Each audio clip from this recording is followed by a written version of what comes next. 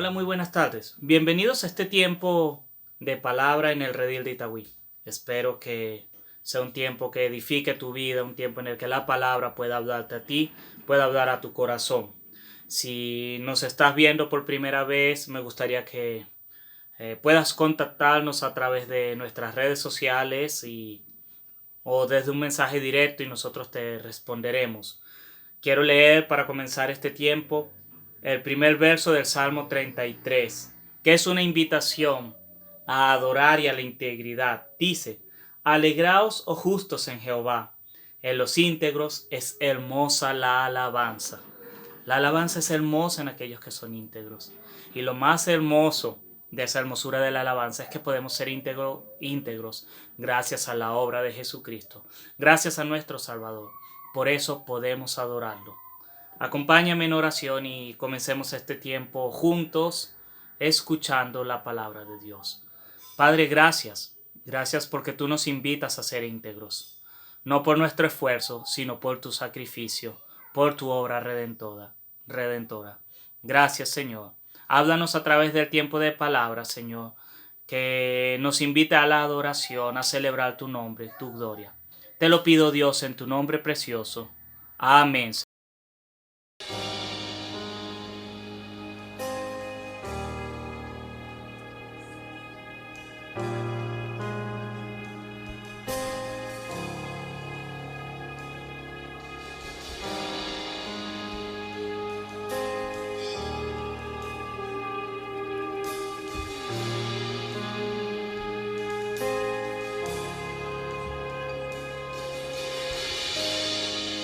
La luna entristeció, el sol se apagó, cayó el Salvador del mundo.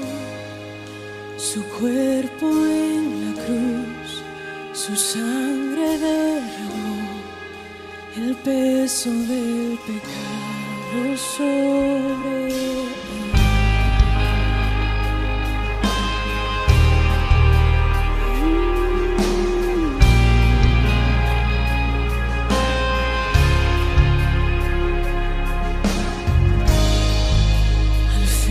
Él suspiró, el cielo lo ignoró, el Hijo descendió en tinieblas.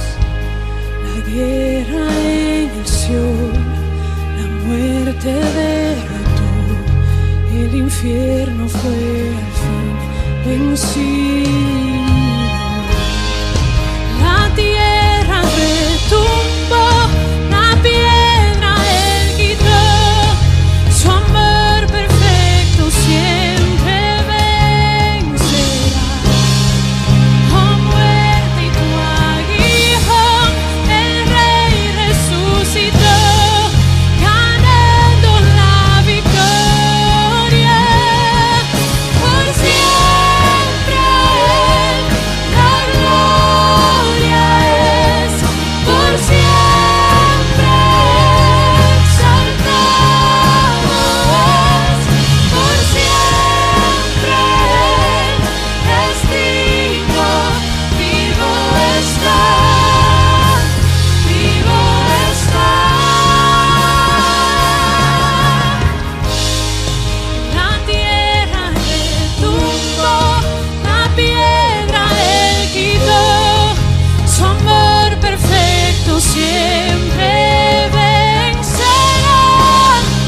Oh muerte y tu aguijón, el Rey resucitó, ganando la victoria. Por siempre la gloria es, por siempre exaltado es, por siempre es digno, vivo está, vivo está.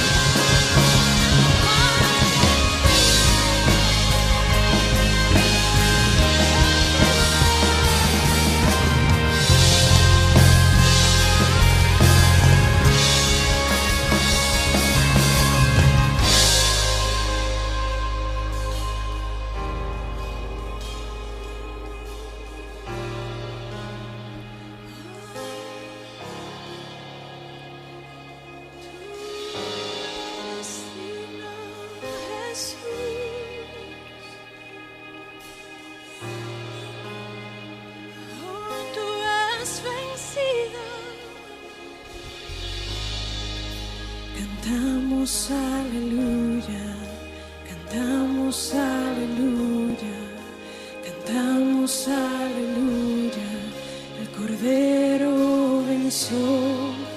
Cantamos aleluya, cantamos aleluya, cantamos aleluya, el Cordero venció. Cantamos aleluya, cantamos aleluya, cantamos aleluya, el Cordero venció. Cantamos aleluya, cantamos aleluya, cantamos aleluya, el Cordero venció. Cantamos aleluya, cantamos aleluya, cantamos aleluya, el Cordero venció. Cantamos aleluya, cantamos aleluya, cantamos aleluya, el Cordero venció. Por siempre la gloria es, por siempre exaltado es, por siempre es digno, vivo está, vivo está. Por siempre la gloria es, por siempre exaltado es, por siempre es digno, vivo está, vivo está.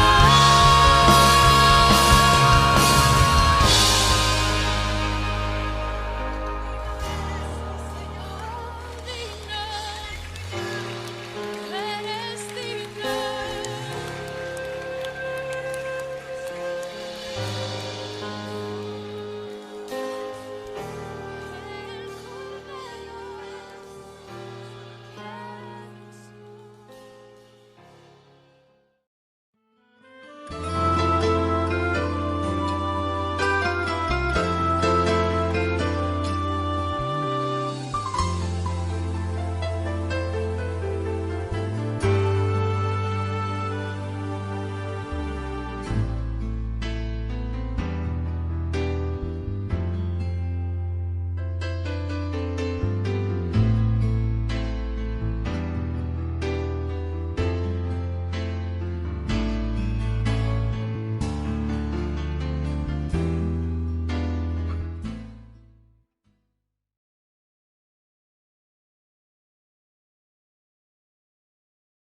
Muy buenas tardes para todos. Estoy muy, pero muy contento de estar en esta tarde con ustedes. Sabes, durante mucho tiempo estuve fuera de mi país, aquí Colombia, y lo único que tenía que hacer era predicar en inglés, y por largo tiempo quise predicar en español, y hoy que estoy aquí estoy muy contento, pero muy contento de poder hacerlo. Sabes, estamos estudiando una serie que se llama Crece y Multiplícate. Crece y Multiplícate, y estamos llegando a la mitad de la serie. Hoy vamos a ver el episodio 7 de esta serie. Y sabes, quiero que en esta mañana prepares tu corazón, porque Dios nos va a hablar a través de su palabra. Y mi corazón y mi oración es que al abrir hoy las Escrituras, leas la palabra con ojos nuevos y con ojos frescos. Sabes, hoy vamos a estar trabajando el capítulo 4 del libro de Hechos, pero el capítulo 3 y el capítulo 4 forman como una misma historia. Pero antes de empezar a hablarte de lo que va a ser nuestro pasaje en esta tarde, déjame contarte algo. Mira, yo soy bogotano, yo crecí en Bogotá. Como cualquier niño que crece en la ciudad, en una ciudad, la dinámica es diferente. ¿Sabes? Desde que yo era un niño, a mí me tocó aprender a coger bus, como a muchos de los que viven acá. Seguramente les tocará aprender a coger metro desde que son chiquiticos, a movilizarse de un lugar a otro. Y desde muy chiquito me tocó aprender a tomar el bus. Mi mamá en ese tiempo trabajaba en el centro de Bogotá. Y muchas veces cuando yo tenía una cita odontológica o una cita médica, tenía que salir de mi casa, del colegio, tomar el bus hasta el centro para llegar allá y encontrarme con mi mamá y que ella me llevara al odontólogo o al médico. Antes de que yo tomara toda la ruta, que aprendiera a manejarme en bus, más o menos entre los 11 y los 12 años, mi mamá me mostraba la ruta, así que yo tenía que salir, parar un bus e ir y tomarlo. Pero mira lo que pasó un día. Yo cogí el bus, en ese tiempo no existía el Transmilenio en Bogotá, los que conocen un poquito de Bogotá. Yo cogí el bus por la calle 80 y cogí la avenida Caracas. Y mi bus tenía que tomar la avenida 19 y yo tenía que quedarme en la carrera séptima. Eso es ya prácticamente el centro de Bogotá. Cuando tú tomas la carrera 19 y llegas a la séptima, ese es el centro de Bogotá. Pero el bus que yo tomé me equivoqué. ¿Por qué? Porque me quise irme de inteligente. Así que cogí un bus que me dejaba en la avenida Caracas y decidí caminar desde la 19 hasta el banco en el que trabajaba mi mamá, que era en la séptima. Así que yo empecé a caminar y, ¿sabes? Cuando uno va caminando por la 19 con séptima, muchas veces veía personas botadas en el piso, enfermas, con enfermedades en sus pies, con enfermedades en su cuerpo, pidiendo monedas. Cuando yo no era un niño, yo pensaba, uy, esto es algo muy malo, esa gente tuvo que haber hecho algo mal para estar en esa situación. Obviamente en mi ignorancia no sabía, yo tenía 12, 13 años y ya quería asumir cosas. Pero cuando fue pasando el tiempo, entré a la universidad, también entré a estudiar en el centro de la ciudad, en la Universidad de La Salle, y tenía la costumbre también de caminar por la carrera séptima. Pero con el pasar del tiempo, la gente que estaba botada en el piso pidiendo monedas me era indiferente.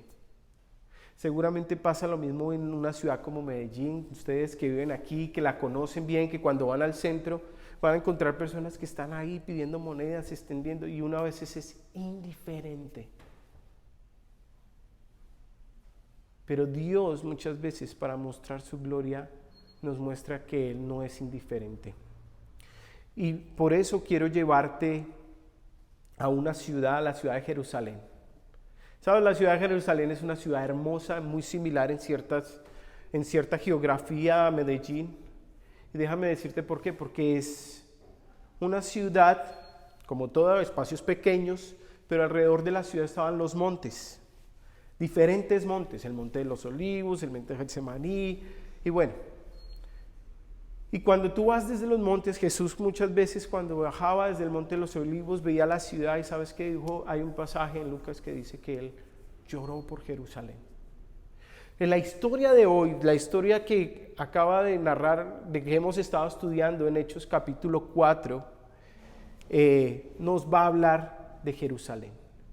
Jerusalén era una ciudad muy importante. David la había puesto como la capital para los judíos. Además, en Jerusalén estaba todo el centro religioso. Si alguien quería aprender de Dios, tenía que ir a Jerusalén. Y déjame decirte por qué, porque allí se ubicaba el templo. En el templo estaban todos los que se encargaban de los sacrificios, de ir a pedir perdón por el pueblo. Cuando la gente pecaba, iba al templo a pedir y a mostrar un sacrificio y se lo daba a los sacerdotes para que ellos pidieran perdón por sus pecados. Así que Jerusalén y el templo son partes importantes para entender lo que vamos a hablar hoy. Ahora, antes de entrar al pasaje de estudio, quiero que me acompañes en oración. Señor Dios Todopoderoso, grande eres tú. Un Dios misericordioso, lento para la ira, Señor. Eres tú muy lento para la ira muchas veces, Señor. Y en el día de hoy, Dios, te doy gracias porque nos has dado la oportunidad de llegar aquí a este lugar para aprender de ti, Dios, para hablar de lo que tú quieres que la iglesia haga, Señor. Y a través del pasaje de hoy, Dios, Vamos a aprender cómo creció la iglesia y por qué creció, Señor. Y mi deseo y mi oración para todos los que nos acompañan aquí o a todos los que ven este video, Señor, es que ellos crezcan en su relación contigo. Que ellos entiendan quién eres tú, Dios. Y también te doy gracias porque tú me has dado el privilegio de estar aquí parado en esta tarde para hablar de ti, Señor. No me dejes olvidar eso jamás, Señor. Hablamos y comunicamos lo que tú has hecho en nuestras vidas, porque tú eres un Dios grande y misericordioso, porque transformas vidas y porque no dejas al ser humano abandonado, aunque a veces pareciera que sí. Siempre estás obrando, Señor. A ti sea la honra y la gloria en Cristo Jesús. Amén. Entonces, estamos en Jerusalén. El capítulo 3 comienza con Pedro y Juan caminando hacia el templo a eso de las 3 de la tarde. ¿Sabes? La historia de hoy va a ir desde el capítulo 3 hasta el capítulo 4, el versículo 22. Y es como un sándwich. ¿Sabes? Esto es lo que los teológicos o las personas que conocen la Biblia han llamado un quiasmo. ¿Y qué es un quiasmo? Es que cuando la persona está narrando una historia, en especial el escritor bíblico, quiere darnos a entender que hay una cosa que pasa en el hombre y se va condensando y comenzando hasta que hay una intervención de Dios. Y la historia de hoy comienza con un paralítico que lo dejaban todos los días a las puertas del templo a pedir monedas. Ahora, también termina con un paralítico, pero ya sano. Como hemos visto en el capítulo 3 y como predicó Wilcar y como predicó Johannes, este paralítico fue sanado. Si Pedro y Juan iban y Pedro le dijo, sabes, no tengo monedas que darte, pero lo que te tengo te doy, levántate en el nombre de Jesús de Nazaret. Así que él recobró y hubo un milagro que es increíble y evidente. Fue tal el impacto que se dio en ese milagro que la gente empezó a reunirse a escuchar a Pedro y a Juan. Entonces Pedro, tomando esa oportunidad, empezó a predicar sobre la salvación en Cristo, la salvación por fe. Y tú lo puedes leer a lo largo del capítulo 3, desde los versículos 11 hasta terminar el capítulo. Entonces él está predicando y predicando allí. De pronto, mira lo que pasa. Capítulo 4, versículo 1 al 4. Mientras Pedro y Juan le hablaban a la gente, se le presentaron los sacerdotes, el capitán de la guardia del templo y los saduceos. Estos hombres, mira el versículo 2, estaban muy disgustados porque los apóstoles enseñaban a la gente y proclamaban la resurrección que se había hecho evidente en el caso de Jesús. Prendieron a Pedro y a Juan y como ya anochecía, los metieron en la cárcel hasta el día siguiente. Pero muchos de los que oyeron el mensaje creyeron y el número de estos, contando solo a los hombres, llegaba a unos 5,000. Préstame atención a lo que te voy a contar. ¿Sabes? Como en cada historia, como en cada narración, hay personajes principales. Los personajes principales en el comienzo de la historia son Pedro y Juan. ¿Sabes? Pedro y Juan acaban de hacer un milagro evidente a un paralítico. Además de eso, se paran enfrente del templo, en el pórtico de Salomón, y desde allí empiezan a hablar, a predicar. La gente los oye, y dice el versículo final, el versículo 4, de los que lo oyeron, mira, muchos de los que oyeron creyeron el mensaje. Y el número de estos, contando solo los hombres, llegaba a unos 5,000, ¿sabes? Dios empezó a orar allí. Dios empezó a hacer cosas maravillosas allí. Pero también hay otros personajes principales y quiero nombrártelos. Los primeros son los sacerdotes. ¿Sabes? Ellos eran los encargados de realizar todos los ritos religiosos en favor de otros. Si tú necesitabas pedir el perdón por algún pecado que habías cometido, te acercabas al templo, hablabas con el sacerdote, le dabas lo que la ley requería y ellos pedían perdón por ti. También, como están en el templo, llega el capitán de la guardia y a eso le añaden que llegan los saduceos. ¿Quiénes eran los saduceos en esta historia? ¿Quiénes son ellos? ¿Sabe? Los saduceos formaban parte de la aristocracia y de la riqueza de Jerusalén.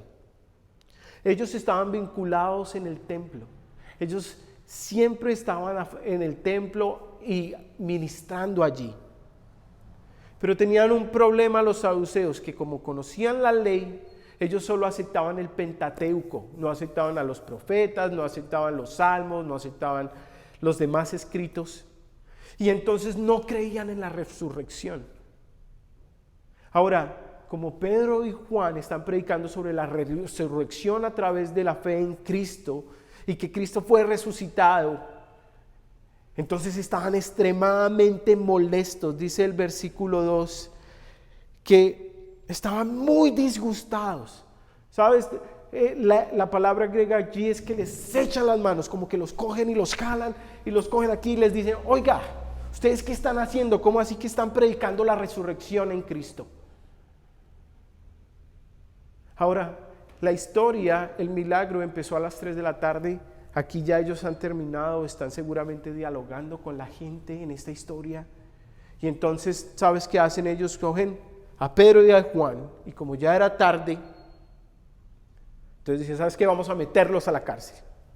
Los meten a la cárcel hasta el siguiente día.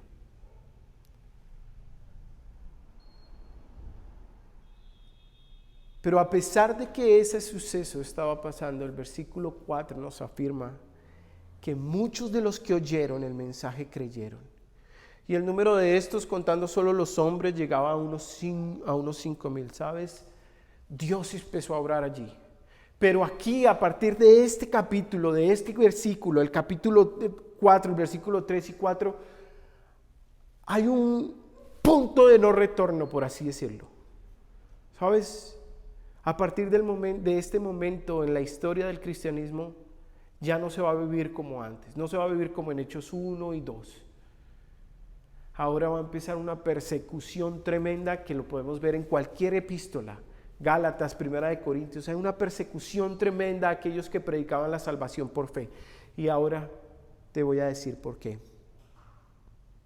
Y si te puedo dar una idea principal, lo que quiere decir estos versículos, desde el versículo 1 al versículo 22, la idea principal de este texto, ¿qué es lo que nos quiere decir? ¿Cómo lo resumo? Y si hay algo que yo quiero que guardes en esta tarde y en tu corazón, es la siguiente idea. Cristo Jesús ha hecho y hace maravillas en las personas que entregan su vida y su corazón a Él. Algunos intentarán callarnos, pero no podemos dejar de hablar de lo que Él ha hecho en nuestras vidas.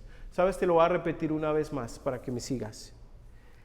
Cristo Jesús ha hecho y hace maravillas en las personas que entregan su vida y su corazón a Él. Algunos intentarán callarnos, pero no podemos dejar de hablar de lo que Él ha hecho en nuestras vidas. Ahora, sígueme en la lectura, versículos 5 al 7, mira lo que dice. Al día siguiente se reunieron en Jerusalén los gobernantes, los ancianos y los maestros de la ley. Allí estaban el sumo sacerdote Anás, Caifás, Juan, Alejandro y los otros miembros de la familia del sumo sacerdote. Hicieron que Pedro y Juan compadecieran ante ellos y comenzaron a interrogarles. ¿Con qué poder o en nombre de quién ustedes hacen esto? Ahora, ¿te acuerdas que esto es una narración? No podemos leer este libro sin mirarlo a la luz de un contexto. Lucas escribe pensando en una historia, en lo que pasó, cómo la iglesia creció y se multiplicó. Y para que me entiendas bien, tienes que tener en tu mente Hechos 1:8. ¿Sabes? Jesucristo les dijo a los apóstoles que iban a recibir poder cuando viniera sobre ellos el Espíritu Santo. ¿Y qué iban a hacer? Ser testigos en Jerusalén, en Judea, en Samaria, hasta lo último de la tierra. Ahora, ¿dónde estamos aquí en nuestra historia? Estamos en Jerusalén. ¿Sabes? Hechos 2, la predicación de Pedro, la primera predicación se convierte en 3,000. Ellos están siendo testigos en Jerusalén. Hechos 3, están predicando en el templo en Jerusalén. Y Hechos 4 va a darnos una predicación en Jerusalén. Todo para mostrar cómo Dios tiene un plan y cómo lo diseñó y cómo se va dando a lo largo de la historia. El versículo 5 nos da más detalles de las personas principales. Recuerda, está Pedro y Juan, los predicadores, pero también tenemos otro grupo de personas, los sacerdotes, los saduceos, y aquí nos dice otro grupo de personas, los gobernantes.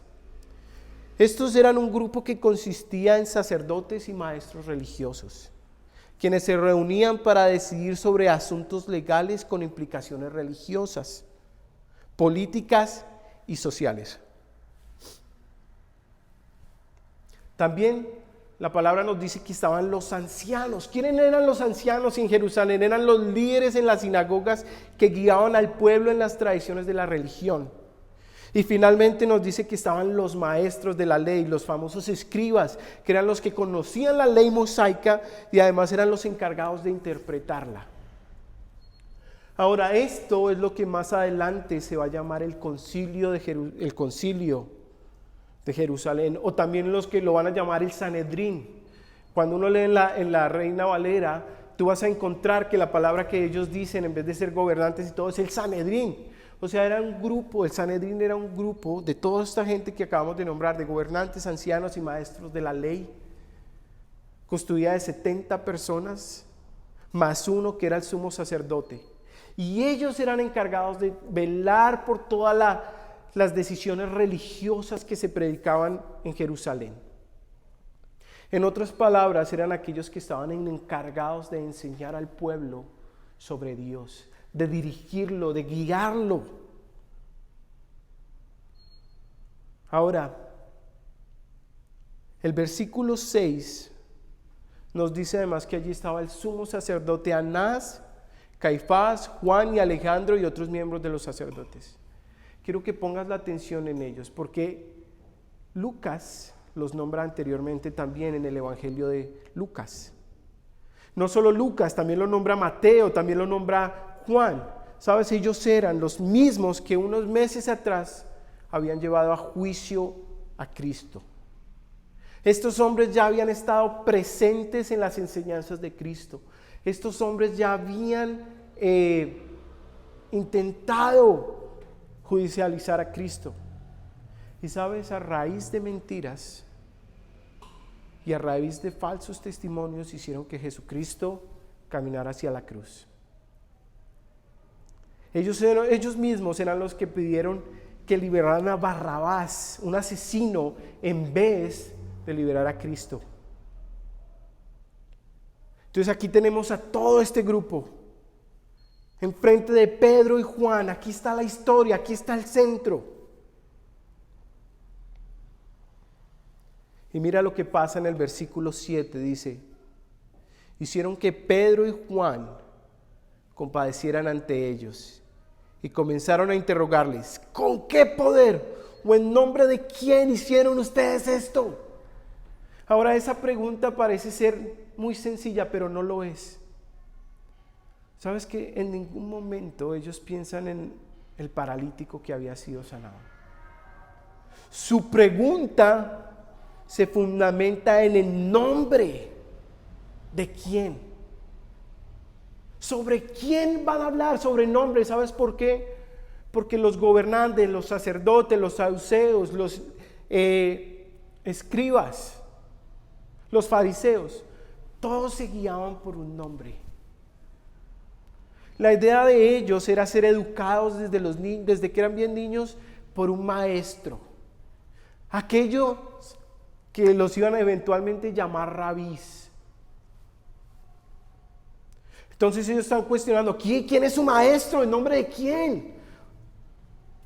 ¿En nombre de quién ustedes van a hablar? ¿Quién los ha enseñado? ¿Quién los ha instruido en la ley? Pero mira lo que pasa.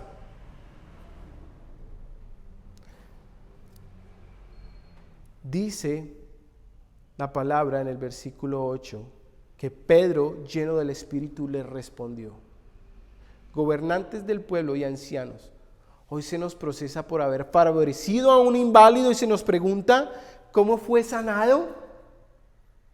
Sepan pues todos ustedes y todo el pueblo de Israel que este hombre está aquí delante de ustedes, sano gracias al nombre de Jesucristo de Nazaret, crucificado por ustedes pero resucitado por Dios. Jesucristo es la piedra que desecharon ustedes los constructores y que ha llegado a ser la piedra angular. De hecho, en ningún otro hay salvación, porque no hay bajo el cielo otro nombre dado a los hombres mediante el cual podamos ser salvos. Los gobernantes, al ver la osadía en que hablaban Pedro y Juan, y al darse cuenta que eran gente sin estudios ni preparación, quedaron asombrados y reconocieron que habían estado con Jesús. ¿Recuerdas nuestra idea principal? Te la voy a repetir nuevamente. Cristo Jesús ha hecho y hace maravillas en las personas que entregan su vida y su corazón a Él. Grábatela en el corazón. Cristo Jesús ha hecho y hace maravillas en las personas que entregan su vida y su corazón a Él.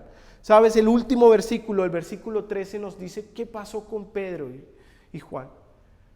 Dice que ellos eran personas sin estudios ni preparación. Eran unos simples pescadores. Ellos no habían ido a una escuela para volverse un rabí, pero habían estado con Jesús. Y a través de ellos, a través de esos simples pescadores, ¿sabes? Dios transformó la iglesia. Dios los usó para hacer obras increíbles. ¿Pero cómo? Porque el versículo 8 dice que Pedro, lleno del Espíritu Santo, le respondió. ¿Sabes Dios por qué pudo obrar en Pedro, en Juan, en los apóstoles, en Pablo? Que Pablo pudo hacer cualquier cantidad de viajes misioneros. Porque se dejaban controlar por el Espíritu, porque buscaban a Dios, porque querían conocer a Dios, porque habían sido testigos de lo que Dios estaba haciendo en sus vidas, porque acababan de sanar a un paralítico, porque Cristo hace cosas maravillosas en aquellos que entregan su vida a Él y su corazón. Pero mira, esto tan interesante que habla la palabra. Cuando Pedro empieza a presentar su defensa, lo primero que aclara es que ¿qué? Versículo 9, hoy se nos procesa por haber favorecido a un inválido. Mírate que a ellos no los están juzgando por haber hecho algo bueno, sino en nombre.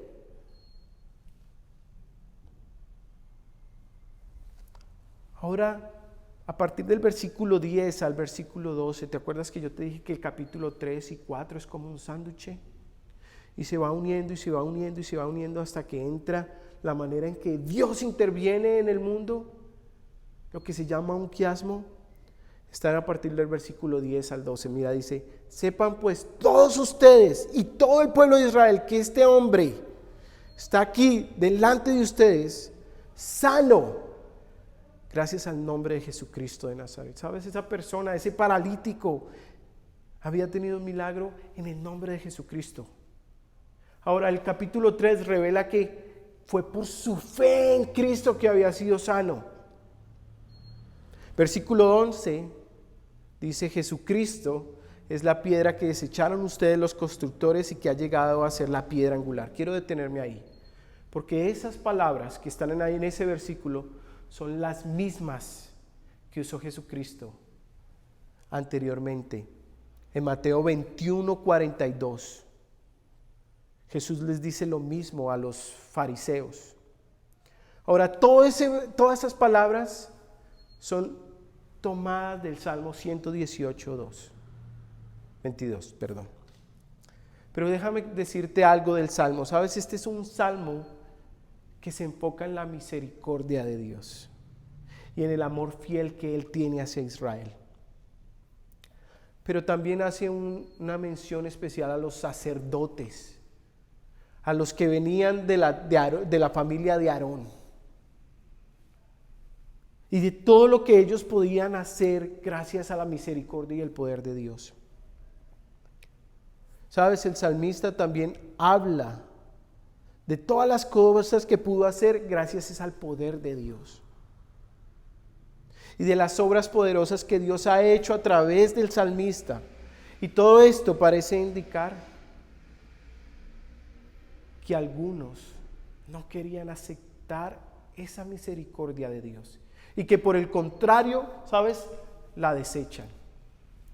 Ese versículo es enfocado en Cristo. Cristo es la misericordia viviente de Dios. Él vino a la tierra a hacer poderes, fue testigo, hizo sanaciones, al igual como la sanación que se ha presentado en este capítulo 3 y 4. Pero a pesar de todo eso, hay personas que no querían aceptarlo. Y en el caso, lo desecharon. Lo tomaron por culpable, menospreciado y desechado, como dice Isaías 53, ¿sabes? ¿Quién ha creído a nuestro anuncio? Dice él.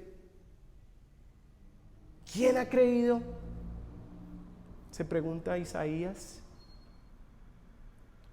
Dice, varón de dolores, multiplicado en quebranto. Y lo tuvimos como por azotado.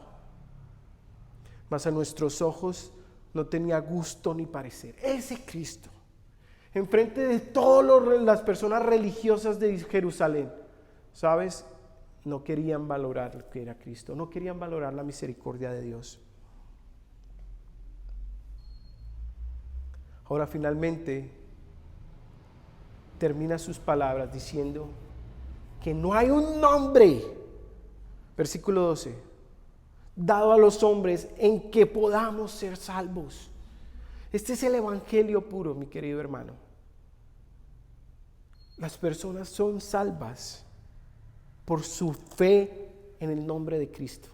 No por las obras de la ley como predicaban ellos, no por que yo me presente al templo a pedir perdón por mis pecados como querían algunos, no porque yo viviera guardando todas las normas de la ley, las 613 mandamientos de la ley que habla el Antiguo Testamento, no por esas obras sé salvo, dice Pedro, sino por el nombre de Jesucristo.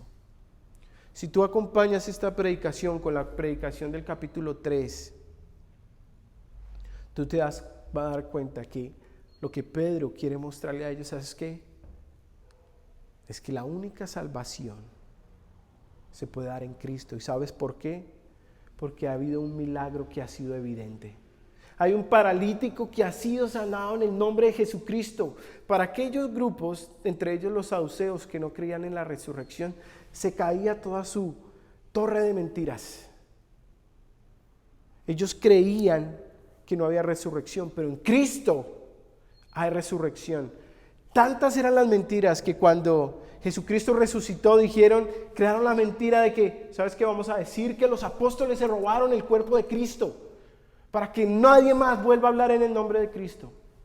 Pero Pedro y Juan eran testigos de lo que había pasado con Cristo.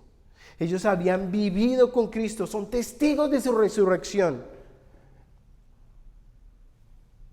Así que ellos continúan en el versículo 13. Dios habla allí y dice que esta gente quedó asombrada. Fue tal poder de Dios que esa gente quedó asombrada. Continuamos del versículo 14 al 22 y dice, además, como vieron que los acompañaba el hombre que había sido sanado, no tenían nada que alegar. Así que les mandaron que se retiraran del consejo y se pusieron a deliberar entre sí. ¿Qué vamos a hacer con estos sujetos? Es un hecho que por medio de ellos ha ocurrido un milagro evidente.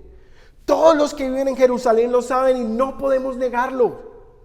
Pero para evitar que este asunto siga divulgándose entre la gente, vamos a amenazarlos para que no vuelvan a hablar en ese nombre a nadie. Así que los llamaron y les ordenaron terminantemente que dejaran de hablar y enseñar acerca del nombre de Jesús. Pedro y Juan replicaron, ¿es justo delante de Dios obedecerlos a ustedes en vez de obedecerlos a Él? Juzguen ustedes mismos. Nosotros no podemos dejar de hablar de lo que hemos visto y oído. Después de nuevas amenazas, los dejaron ir por causa de la gente. no hallaban manera de castigarlos. Todos alababan a Dios por lo que había sucedido. Pues el hombre que había sido milagrosamente sanado tenía más de 40 años. ¿Sabes? Los versículos del 14 al 16 nos sigue revelando el corazón de estas personas que supuestamente guiaban al pueblo en todas las cosas referentes a Dios. Mira, el versículo 13 describe a este grupo de personas como que quedaron asombrados. Se habían dado cuenta de que era evidente el milagro. ¿Sabes? Ellos dicen que no pueden negarlo. Es conocido a todo el pueblo y a toda Jerusalén que ha habido un milagro. Pero vamos a impedir que ellos hablen. No queremos que hablen en el nombre de Jesucristo. Dice que los amenazaron, les dijeron, ¿sabes qué? No quiero que hablen más de Cristo. Ahora, anteriormente, Jesucristo había denunciado esto de ellos. Mira lo que dice el Mateo 23:13, déjame lo leo para ti, dice: ay de ustedes, maestros de la ley y fariseos, hipócritas, les cierran a los demás el reino de los cielos, y ni entran ustedes, ni dejan entrar a los que intentan hacerlo. Este grupo, esas personas que se supone que guiaban al pueblo a caminar con Dios, a veces ellos estaban evitando que Dios y que la gente creyera en Cristo. Ellos querían evitar, por eso era que Jesucristo los denunciaba. Y ellos quieren seguir haciendo lo mismo. Por eso, ¿recuerdas la idea principal que te dije? A ver, te la repito. Cristo ha hecho y hace maravillas en las personas que entregan su vida y su corazón a Él. Y aquí está, mira. Algunos intentarán callarnos, pero no podemos dejar de hablar de lo que Él ha hecho en nuestras vidas. Mi querido hermano, mi oración es que si Cristo ha entrado en tu vida, no pienses en el rechazo, no tengas miedo. Hay algunos que van a querer callarte. Mira, aquí se ve evidente aquellos que pintan como religiosos, que basan su vida y su enseñanza en las tradiciones de los hombres. Pero no es lo que Dios quiere, ¿sabes? Dios quiere un corazón que, aparte del conocimiento, porque es importante conocer a Dios, que yo practique lo que conozco.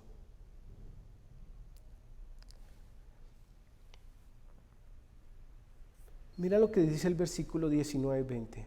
Pero Pedro y Juan replicaron: ¿es justo delante de Dios obedecerlos a ustedes en vez de obedecerlo a Él? Juzguen ustedes mismos. Nosotros no podemos dejar de hablar lo que hemos visto y oído. ¿Sabes por qué la iglesia en Jerusalén creció en algún momento? Porque ellos no se quedaron callados. Porque a pesar de la opresión, de la persecución, de los maltratos, no se quedaron callados. ¿Por qué? ¿Pero por qué lo hicieron? ¿Qué encontraron ellos?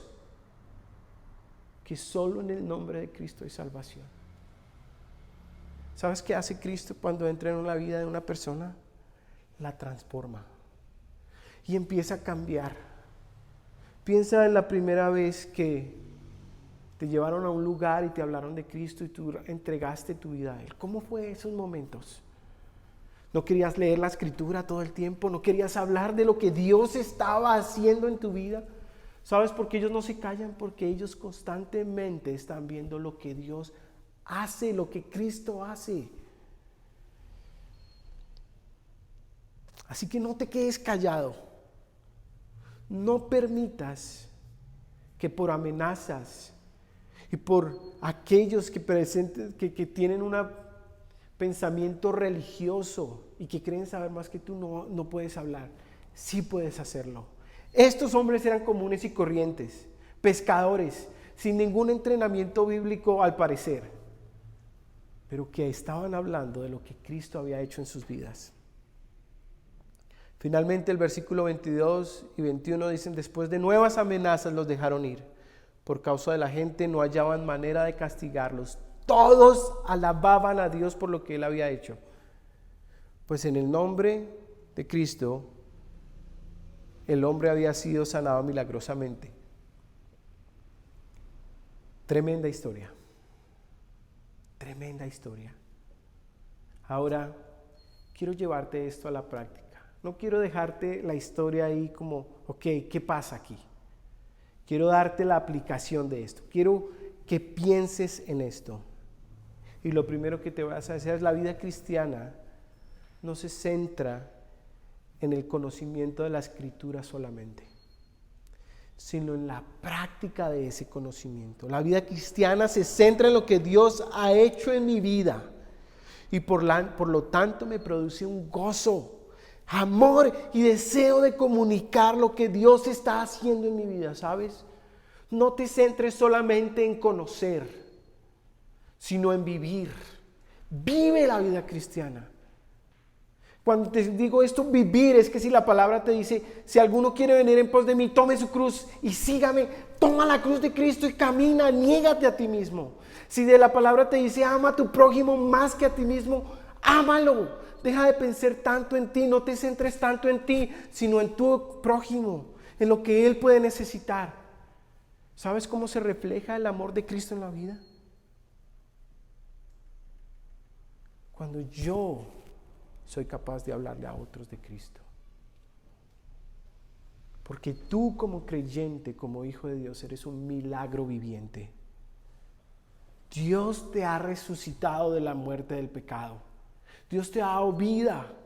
Ese pasaje es de Romanos que tanto sabemos, Romanos 3:23, Romanos 6:23, Romanos 5:8. Todos esos pasajes que hablan de la salvación es porque Dios te ha dado vida a ti. Él ha hecho un milagro en tu vida. Así que no te quedes callado, habla de eso.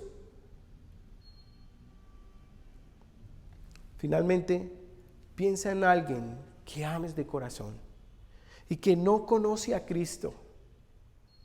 ¿Sabes? Busca la manera de invitarle a esa persona a un café, hablar con ella y preséntale y háblale de lo que Dios está haciendo en tu vida. Queremos que la iglesia crezca. Yo quiero que tú crezcas. Si llegaste aquí, si estás viendo este video, es porque quieres crecer. Y la mejor manera de crecer muchas veces es cuando hablamos de lo que Dios está haciendo en nuestras vidas. Así que oremos y terminamos. Amado Padre Celestial, gracias te doy por la congregación que se reúne en este lugar. Gracias por aquellos que están viendo este video y que se reúnen desde casa por cuestiones del COVID. Pero Dios, mi oración es que la palabra de Dios no llegue vacía y que este mensaje no llegue vacío al corazón de ellos, sino que produzca fruto a tal de que ellos no se callen, que quieran hablar lo que tú has hecho en la vida de ellos, Señor, que crees en ellos esos deseos de tener oportunidades para hablar y rescatar a aquellos que están perdidos. En una ciudad tan grande como Medellín, Señor, que necesita tanto de Cristo, Dios, oro que nosotros aquí, desde este lugar, podamos crear un impacto como lo crearon los apóstoles desde Jerusalén. Que podamos crecer y multiplicarnos como lo hizo la iglesia, pero solo lo vamos a hacer cuando nos dejamos llenar por tu Espíritu y hablamos de lo que tú has hecho. Gracias te damos en esta tarde en Cristo Jesús. Amén. Bueno, iglesia, y vamos a concluir orando y dándole gracias a Dios por este tiempo. Vamos a orar. Amado Dios, Señor, perdona nuestro pecado, Señor, porque llegamos a pensar que podemos acercarnos a ti por nuestras propias fuerzas, Señor. Te pedimos que transformen nuestro corazón, Señor, para que cada día seamos más dependientes de ti, Señor. Danos un corazón humilde que se someta a tu palabra y a tu autoridad, Señor. Ablanda nuestro corazón, te lo pedimos, Señor, para que podamos ver tu amor por nosotros reflejado en la cruz, Señor, y que eso produzca en nosotros arrepentimiento, obediencia, y que por siempre te demos la gloria a ti, Señor. En el nombre de Cristo Jesús. Amén. Bueno, iglesia, despedimos y entregamos a Dios esta semana para que sea de bendición en sus vidas. Nos vemos el próximo domingo. Una feliz semana.